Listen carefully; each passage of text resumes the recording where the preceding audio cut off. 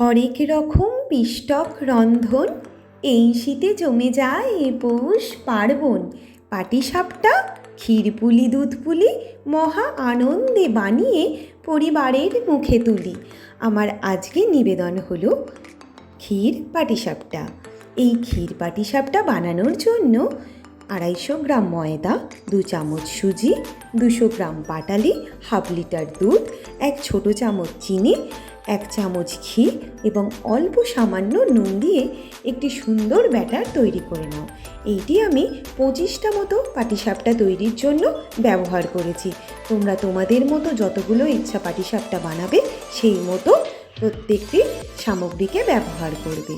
এবার সুন্দরভাবে ব্যাটারটা তো বানানো হয়ে গেল। এবার কি করব বলো তো? এবার একটা ননস্টিকের ফ্রাই প্যান নিয়ে তার মধ্যে অল্প তেল ব্রাশ করতে হবে। এই তেল ব্রাশ করার সহজ উপায় হচ্ছে বেগুনের সামনের অংশটি, মানে আমরা চলতি কথায় যাকে বেগুনের বোটা বলি। এই বোটায় অল্প সামান্য পরিমাণে ঘি বা সাদা তেল দিয়ে সুন্দরভাবে ননস্টিকের ফ্রাই প্যানটিকে ব্রাশ করে নিতে হবে। এই সময় কিন্তু কড়াইয়ের ফ্লেমটি একদম লো রাখবে। এবার যে সুন্দর করে ব্যাটারটি বানিয়েছি ওই ব্যাটারটি 1 হাতা মতো দিয়ে দেবে। 1 হাতা মতো দিয়ে সুন্দর করে হালকা হাতে চেষ্টা করবে গোল রাউন্ড, মানে গোল শেপ আনার। ঠিক আছে, এবার কি করব বলো তো? এবার আমি এর মধ্যে পুর হিসেবে দেবো সন্দেশ।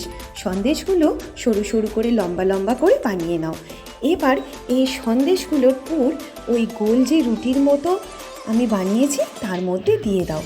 এবার আলতো হাতে সেটিকে সুন্দর করে ভাঁজ করতে হবে। এবার ভাঁজ করা হয়ে গেলে সেগুলো একে একে তুলে নাও। এই রকমভাবেই আমি 25টা মতো পাটিসাপটাকে সুন্দর করে বানিয়ে নিয়েছি। এইগুলো দেখতে যতটা শক্ত মনে হচ্ছে, করতে কিন্তু খুবই ইজি। তোমরা সবাই পারবে, ট্রাই কিন্তু অবশ্যই করবে।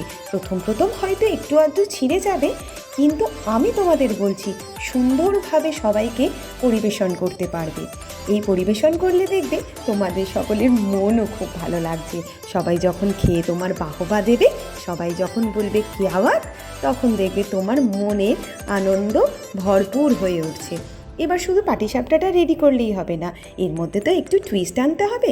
আমি তার জন্য কড়াইয়ের মধ্যে অল্প ঘি গরম করে ছোট এলাচ এবং তেজপাতা দিয়ে 2 লিটার মতো দুধকে ভালো করে ফুটতে দিয়েছি। সুন্দরভাবে ফুটে উঠলে আবার তার মধ্যে বেশ অনেকটা পরিমাণে পাটালি দিয়ে দিয়েছি। দিয়ে ভালো করে ফুটে উঠলে মোটামুটি 8 ঘন্টা মতো ফুটতে দেবে। এটা কিন্তু ক্ষীর তৈরি হচ্ছে। তোমরা ক্ষীরটাকে যত সুন্দরভাবে কড়াইয়ে জাল দিতে পারবে তত সুন্দর এই মালাই পাটিসাপটা বা ক্ষীর পাটিসাপটাটা খেতে হবে। এবার কড়াই থেকে নামিয়ে নিয়ে সুন্দরভাবে পাটিসাপটাগুলো ওর মধ্যে দিয়ে দিলেই রেডি হয়ে যাবে আমার এই পাটিসাপটা। ওপর দিয়ে একটু কেশর দিয়ে দিতে পারো।